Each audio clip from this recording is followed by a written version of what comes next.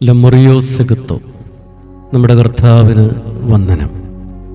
വിശുദ്ധ ലൂക്കോസ് എഴുതിയ സുവിശേഷം 1-ാം അധ്യായം 63-ാം വാക്യം. അദ്ദേഹം ഒരു എഴുത്തുപലക ആവശ്യപ്പെട്ടു. അവൻ്റെ പേര് യോഹന്നാൻ എന്നെഴുതുകയും പറയുകയും ചെയ്തു. ആമേൻ. ഒരു നൂൽഫലത്തിൽ തൂങ്ങിക്കിടന്ന് ഏതു നിമിഷവും പൊട്ടാമായിരുന്ന ചില ജീവിതങ്ങളെ ഉടയവൻ അത്ഭുതകരമായി സംരക്ഷിച്ചതിൻ്റെ പുനർവായനകളാണ് എൽദോ നോമ്പിലെ വേദഭാഗങ്ങളെല്ലാം തന്നെ. മറ്റു സുവിശേഷകരുടെ കണ്ണിൽപ്പെടാത്ത പലതും എത്ര സുന്ദരമായാണ് ലൂക്കോ സുവിശേഷകൻ തൻ്റെ മാന്ത്രിക തൂലികയാൽ വരച്ചു വെച്ചത്. ഇപ്രകാരം ഏതു നിമിഷവും പൊട്ടിപ്പോകാമായിരുന്ന ഒരു വൃദ്ധ മാതാവിൻ്റെ തലവരയെ മൗനത്തെ ഉപാസിച്ച ഒരു പുരോഹിതൻ ഒരു കുഞ്ഞ് എഴുത്തുപലകയിൽ കോറിയിട്ട നാമത്തിലൂടെ മാറ്റി എഴുതിയതായി സുവിശേഷകൻ രേഖപ്പെടുത്തിയത് വിളക്ക് വെച്ച് വായിക്കാനുള്ള എളിയ ശ്രമമാണ് ഇന്നത്തെ ധ്യാനം. തികഞ്ഞ ഈശ്വരവിശ്വാസികൾക്ക് അത് ദൈവപദ്ധതിക്കപ്പുറമായി മറ്റൊന്നുമല്ല. വിമോചന ദൈവശാസ്ത്രജ്ഞർക്കും സ്ത്രീ പുരോഗമനവാദികൾക്കും അതൊരു പക്ഷേ സ്ത്രീ സ്വാതന്ത്ര്യത്തിന് ദൈവം ചാർത്തിയ കയ്യൊപ്പാണ്. എങ്കിലും എന്നെ കണക്ക് ദൈവമല്ലാതെ മറ്റാരും തുണയില്ലാത്ത സാധാരണ മനുഷ്യർക്ക് ഈ കുഞ്ഞ് എഴുത്തുപലക നൽകുന്ന ചങ്കുറപ്പിനെ ഏതു വാക്കിനാൽ വർണ്ണിക്കണമെന്നറിയുന്നില്ല. തകർന്നു പോകാമെന്ന അവസ്ഥയിലെത്തി നിൽക്കുമ്പോൾ ഒരു കുഞ്ഞ് എഴുത്തുപലകയിലൂടെ ഇടപെടുന്ന ദൈവത്തിൻ്റെ തനതായ കുറുമ്പുകളെ മാത്രം ധ്യാനിച്ചു നിർത്തിയാൽ പോരാ എന്നൊരു തോന്നൽ. എനിക്കെന്തേ ഒരു എഴുത്തുപലകയായിക്കൂടാ എന്നുള്ളൊരു ചോദ്യത്തിനുള്ള ഉത്തരം കണ്ടെത്തലാണ് ഇന്നത്തെ ധ്യാന വിചാരം. അപരന് എഴുതാനും വായിക്കാനുമൊക്കെയുള്ള എഴുത്തുപലകകളായി മാറിയവരുടെ സംഗമമാണ് ബേത്ലഹേമിലെ കാലിത്തെഴുത്ത്. അമ്മ മറിയത്തെ മാത്രം വായിച്ചു തീർക്കാൻ ഇക്കണ്ട ജീവിതം ഒന്നും പോരാ എന്ന് തോന്നുന്നു.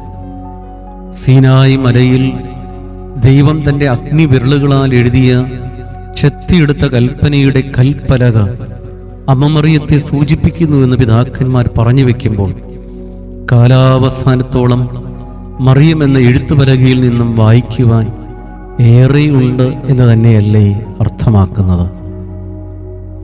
ജ്ഞാനികൾ യേശുവിനെ അമ്മയായ മറിയത്തോടുകൂടെ കണ്ടു വണങ്ങി എന്നൊക്കെ സുവിശേഷകൻ രേഖപ്പെടുത്തിയതുപോലും ഈ ഒരു തിരിച്ചറിവിൽ നിന്നാകാമെന്ന് തോന്നുന്നു.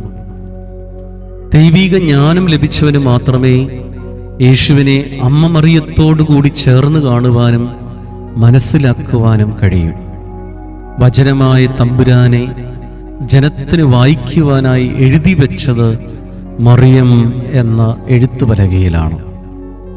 മക്കൾക്ക് മാതൃകയായ മാതാപിതാക്കളും ശിഷ്യരെ വെളിച്ചത്തിലേക്ക് നയിക്കുന്ന ഗുരുശ്രേഷ്ഠരും കടമ മറന്നാലും കരുണ മറക്കരുതെന്ന് സ്വജീവിതം കൊണ്ട് പഠിപ്പിച്ച അസാധാരണരായ ആത്മീയ പിതാക്കന്മാരും, അങ്ങനെ എത്രയെത്ര എഴുത്തുപലകകളാണ് നമ്മുടെയൊക്കെ മുൻപിൽ.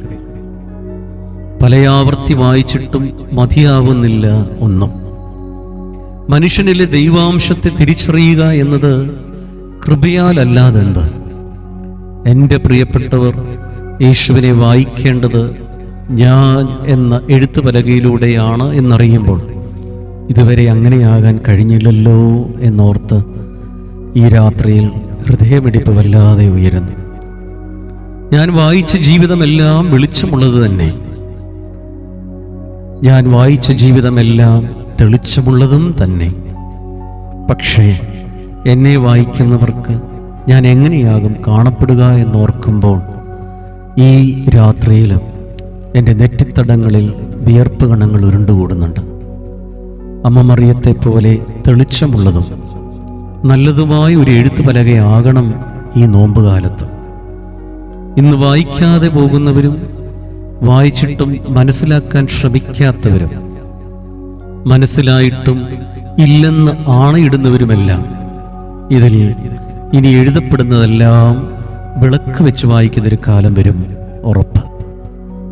ദൈവമേ, ഇന്നുവരെ എനിക്ക് വായിക്കാനായി നീ തന്ന എഴുത്തുപലകകൾക്കായി നന്ദി. എൻ്റെ ജീവിതത്തിന് മിഴിവേകിയ നല്ല ജീവിതങ്ങളെപ്പോലെ ഞാനും എൻ്റെ പ്രിയപ്പെട്ടവർക്ക് നല്ലൊരു എഴുത്തുപലകയാകാൻ കൃപയരുളണമേ.